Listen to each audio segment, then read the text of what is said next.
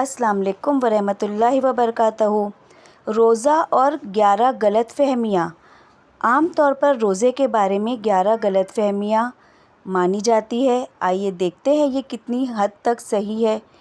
پہلی غلط فہمی، الٹی آنے سے روزہ ٹوٹ جاتا ہے، جس کا درست مسئلہ یہ ہے کہ از خود یعنی اپنے آپ سے کتنی ہی الٹی یا قے آئے روزہ نہیں ٹوٹتا، البتہ خود یعنی قصداً جان بوجھ کر مثلاً انگلی وغیرہ منہ میں ڈال کر قے یا الٹی کی جائے اور وہ بھی منہ بھر کر ہو تب ہی روزہ ٹوٹتا ہے۔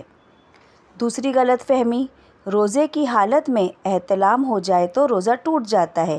یہ مسئلہ درست ہے، حالت روزہ میں احتلام سے بھی روزہ نہیں ٹوٹتا۔ تیسری غلط فہمی، کچھ لوگ سمجھتے ہیں کہ تھوک یا بلغم نگل جانے سے روزہ ٹوٹ جائے گا یا مکروہ یعنی ناپسندیدہ ہوگا، اسی بنا پر وہ بار بار تھوکتے رہتے ہیں، یعنی باہر تھوکتے ہیں، نگلتے نہیں ہیں۔ اس کا درست مسئلہ ہے کہ تھوک اور بلغم جب تک منہ میں ہے ان کو نگلنے سے روزہ نہیں ٹوٹے گا۔ ہاں، منہ سے باہر نکال کر مثلاً ہتھیلی پر تھوک کر پھر سے منہ میں اگر ڈالا جائے تو روزہ ٹوٹ جائے گا، اور ایسا عام طور پر کوئی بھی نہیں کرتا، اس لیے روزہ نہیں ٹوٹے گا۔ چوتھی غلط فہمی، کچھ لوگ روزے میں تیل خوشبو لگانے اور منہ زیر ناف صاف کرنے کو درست نہیں سمجھ رہے ہوتے، یعنی بال صاف کرنے کو۔ تو اس کا درست مسئلہ یہ ہے کہ یہ کام روزے کی حالت میں جائز ہے۔ سرما لگانے سے بھی روزہ نہیں ٹوٹے گا، البتہ کاجل کا حکم سرما والا نہیں، کاجل سے پرہیز کیا جائے۔ پانچویں غلط فہمی، رمضان میں سحری میں آنکھ نہ کھلے اور سحری کھانا چھوٹ جائے تو روزہ نہیں ہوتا۔ اس کا درست مسئلہ یہ ہے کہ سحری روزے کے لیے شرط نہیں، رات میں نیت کر لی جائے یا پھر زوال کا وقت شروع ہونے سے پہلے نیت کر لی جائے تب بھی ٹھیک ہے، لیکن سحری کا وقت ختم ہونے کے بعد نیت کی جائے تو 3 چیزیں خاص طور پہ مد نظر رکھنی چاہیے۔ اول یہ کہ روزہ بند ہونے کے بعد سے نیت کرنے تک قصداً کوئی منافی روزہ کام مثلاً کھانا پینا وغیرہ نہ کرے۔ دوسرا یہ کہ نیت کرے۔ تیسرا، روزہ بند ہونے کے وقت سے روزے سے ہوں۔ تیسرا یہ کہ زوال کا وقت شروع ہونے کے بعد نیت نہیں ہو سکتی۔ چھٹی غلط فہمی، رات میں غسل فرض ہو جائے تو اب روزہ شروع ہونے کے بعد کلی یا ناک میں پانی افطار کے وقت ہی ڈالیں گے۔ تو اس کا درست مسئلہ یہ ہے کہ روزہ شروع ہونے سے پہلے غسل فرض ہو یا روزے میں احتلام ہو جائے تو غروب کا انتظار نہیں کریں گے۔ روزے کی حالت میں نہانا ہو تب بھی غسل کے تمام فرائض ادا کیے جا سکتے ہیں۔ غسل میں کلی کرنا، ناک میں نرم حصے تک پانی پہنچانا فرض ہے، اس کے بغیر نہ غسل اترے گا نہ نمازیں ہوں گی۔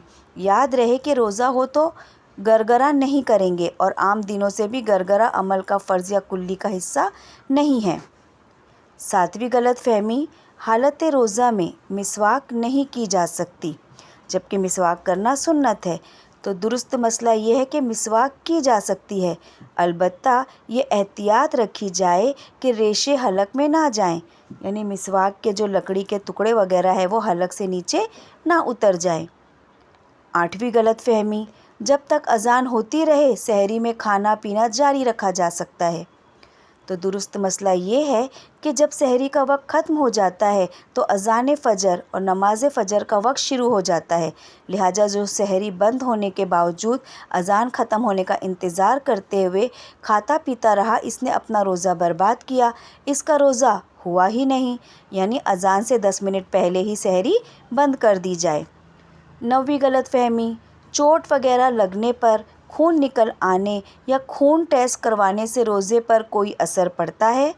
درست مسئلہ یہ ہے کہ جسم سے کوئی چیز باہر آئے اس پر روزہ نہیں ٹوٹتا، لہٰذا ٹیسٹ کے لیے خون نکلنے یا زخمی ہونے پر خون بہنے سے روزہ نہیں ٹوٹے گا۔ روزہ کسی چیز کے براہ راست ذریعے سے معدے یا دماغ تک پہنچنے پر ٹوٹتا ہے، البتہ چند صورتیں مشتعلی ہے، جیسا کہ روزہ یاد ہوتے ہوئے جان بوجھ کر منہ بھر قیر کرنا۔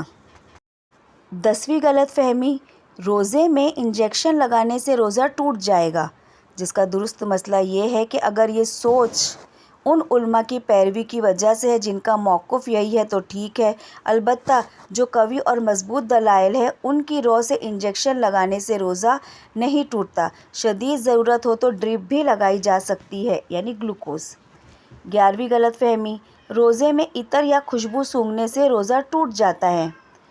تو درست مسئلہ ہے کہ مائع خوشبو یعنی لیکوئڈ حالت میں یا ٹھوس خوشبو سونگھنے سے روزہ نہیں ٹوٹتا، البتہ اگر کسی نے اگربتی کا دھواں مثلاً منہ یا ناک کے ذریعے اندر کھینچا جو کہ لامحالہ حلق میں جائے گا، اور یوں ہی کسی بھی خوشبودار یا غیر خوشبودار دھوئیں کی دھونی اس طرح لی کہ مثلاً اس کے دھوئیں کو ناک یا منہ سے حلق میں داخل کیا تو روزہ ٹوٹ جائے گا۔ امید کرتی ہوں کہ کن 11 حالتوں میں روزہ ٹوٹے گا اور اس کے کیا درست مسائل ہیں آپ کو سمجھ میں آ گئے ہوں گے، اور آپ آئندہ اس سے احتیاط کریں گے اور لوگوں کو بھی بتائیں گے تاکہ اور بھی لوگوں کو اس کی معلومات حاصل ہو۔ جزاک اللہ خیراً کثیراً کثیراً۔